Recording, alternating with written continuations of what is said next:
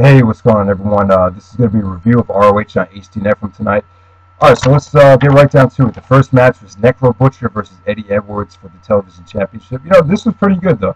I'm not a big fan of Necro Butcher. I think a lot of people know that. I just can't stand watching his matches. But, one thing that Necro is known for is being a good, brawler, giving a lot of stiff shots. And Edwards hung in there with him.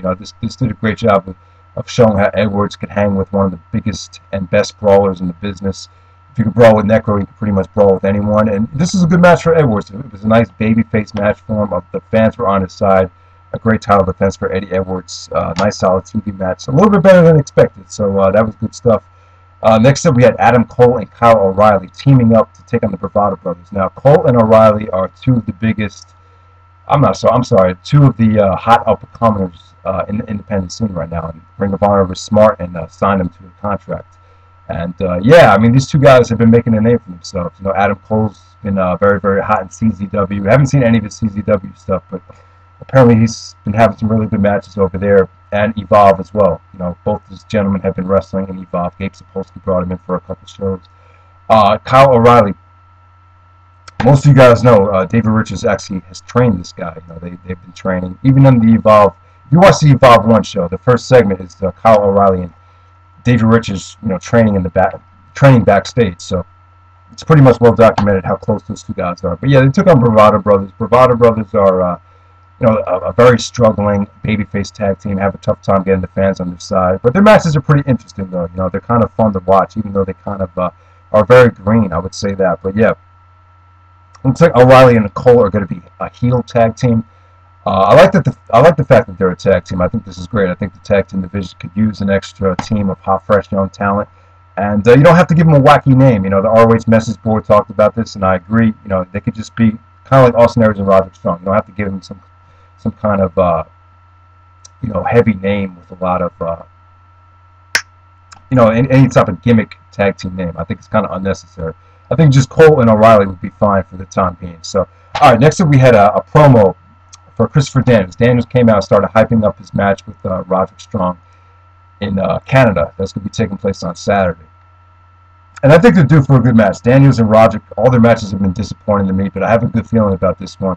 I think this one will finally get a click, and they have a good story going into this one. So Daniels did a good job of, the thing about this segment was this fucking crowd sucked. Usually the HDNet crowd is dead during the matches, but for this segment, like, a lot of people were just talking and not paying attention to what Christopher Daniels was saying. I almost felt sorry for him. That's just how it came off.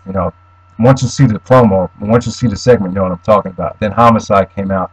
Homicide talked about how he's already being held down in ROH because of Jim Cornette, because Jim Cornette doesn't like him, because during the whole ROH versus CZW feud, Homicide and Cornette, pretty much turned on each other, but Cornette turned on Homicide. So, so they pretty much played off of that, And looks like I found a battle will get a four-way match. I'm thinking they're going to, like I said before, I'm Roderick, Daniels, Homicide, and David Richards, a four-way elimination match for the championship.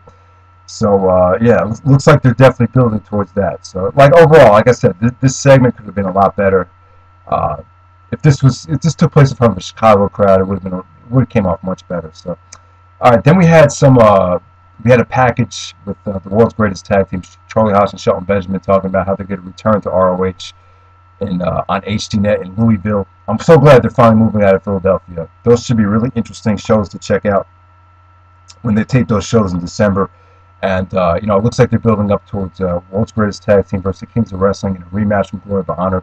I think that's probably going to take place on HDNet, so that should be very, very interesting to see. Then they had a segment talking about the Prodigy. Looks like a new gimmick they're bringing into ROH. I'm not so sure who this guy is, but if you know, then type it in the comment section. So, and then the main event, we had the Dark City Fight Club versus the Kings of Wrestling, and it was okay. It was like a 2 3/4, 3-star match. Nothing amazing. Looks like this might be the Dark City Fight Club's last ROH and HDNet match. I heard that they might not be bringing them back anytime soon. I'm not sure about that, but yeah, it was okay. It was a great match to get the Kings of Wrestling. It just made the Kings of Wrestling look stronger. It wasn't the titles weren't on the line or anything like that, but there's some nice double team moves from Claudio and Hero.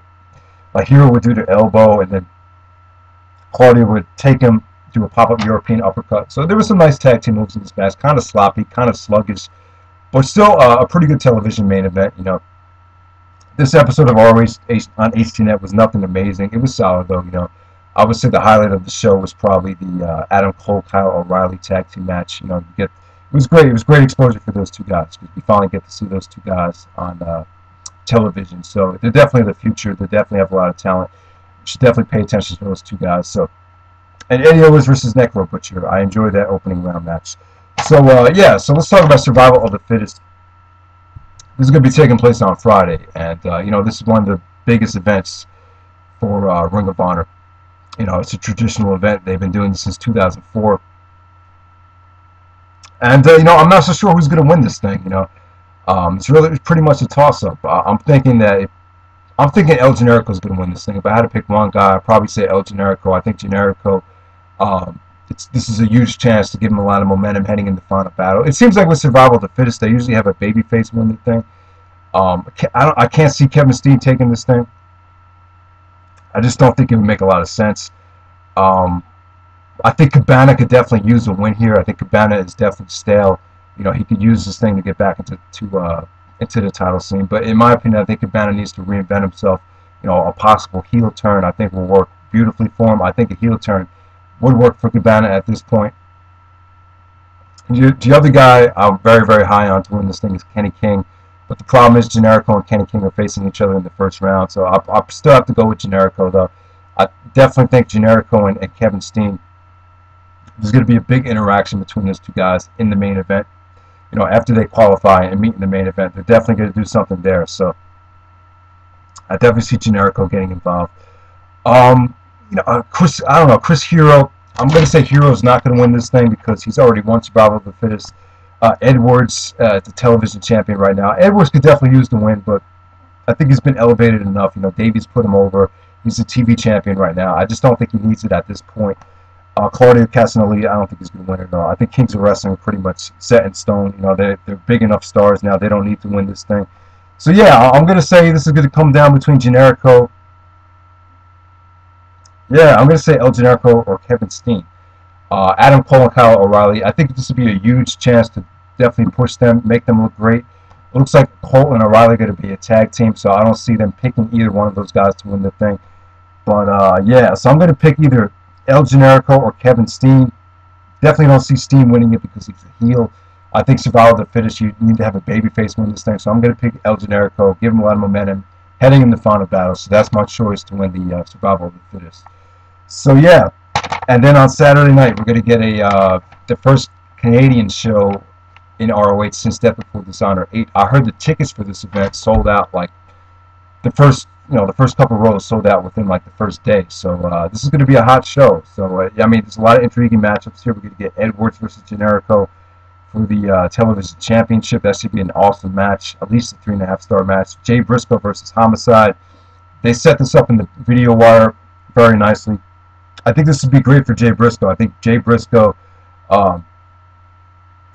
could use Homicide as a nice singles feud. You know, there's a lot of chemistry between these two guys. These two guys have a lot of history. You know, the Briscoes and the Rottweilers. When Homicide was in the Rottweilers, they had a huge feud in 2004. So a lot of history there. And I think Jay Briscoe should focus on being singles now. I think he's that good. I think the Briscoes pretty much run their course as a team. You can still team them up from time to time, but I think for a large portion of the next year, you definitely need to have Jay Briscoe in some high-profile singles matches. So that's just my opinion. And then we have Kings of Wrestling versus Kevin Steen and Steve Corino. I don't know. I don't see that being that great. I think it would be interesting to see, but I just don't see it being amazing. It's kind of like a heel versus heel tag team matchup. And then we get Christopher Daniels and Roderick Strong. Like I said, I think this would be the best match these two guys have had together. They have a lot of storyline development, and you know, they have a lot of stuff to play off of leading into this matchup. So.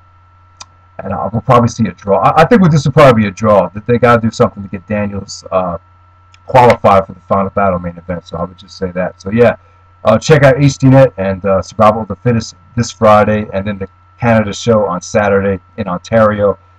This is a big week for ROH, so definitely look into these shows. So all right, take it easy.